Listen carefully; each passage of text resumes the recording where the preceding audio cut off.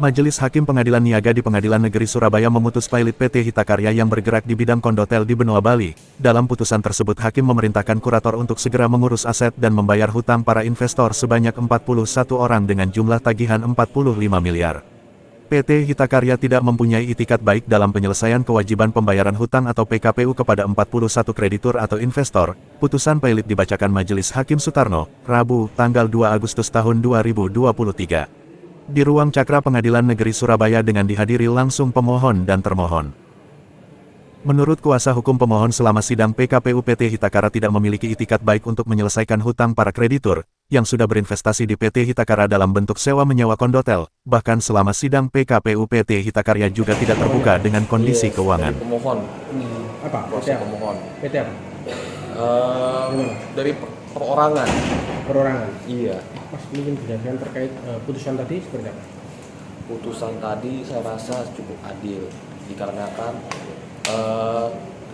selama 270 hari ini, debitur telah diberi kesempatan untuk menyampaikan atau restrukturisasi utang.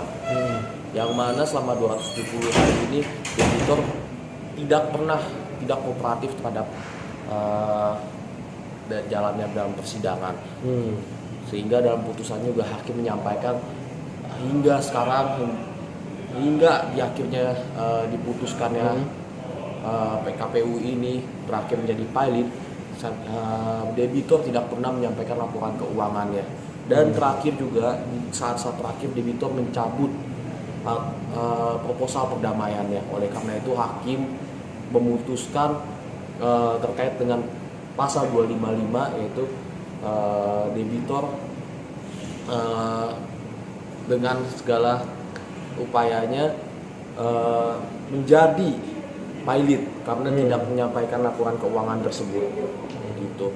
Dan kami pun juga dari kuasa kreditor, para tenan juga menyampaikan ini suatu putusan yang bagus ya. Karena inilah salah satu cara kami untuk suatu upaya hukum agar investasi para klien-klien kami dapat dikembalikan. Gitu. Mas, berapa mas investasi ini sampai totalnya? Totalnya klien saya itu kira-kira saja ya, kira-kira satu orang tuh 1 M. 1 M. Iya. Saya mewakili pemohonnya ada 3. Ada 3. Berarti kira-kira 3 M. Itu investasinya bentuk apa mas? Berbentuk unit kondotel. Apa? Unit kondotel. Oh, unit kondotel. Ya. Kalau debiturnya ini apa? Dari perusahaan apa? PT Hita Karya. PT Hita Karya. Hita Karya.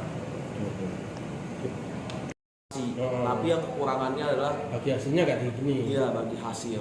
Jadi intinya kita ini kan melakukan upaya hukum, tujuannya apa? Supaya nilai investasi klien-kliennya saya itu dapat dikembalikan gitu loh. Iya. Nah, dan klien-klien saya ini tidak muluk-muluk, hanya pengen tahu sekarang ini laporan keuangan seperti apa gitu loh. Karena kan sampai sekarang di persidangan pun tidak pernah diperlihatkan oleh pihak debitur berapa terkait dengan laporan keuangannya. Iya.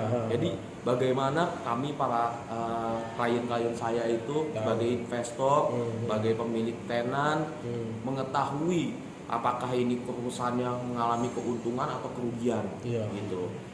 Sebenarnya sesimpel itu aja. Ini berarti kondotelnya sudah jalan ya? Sudah jalan.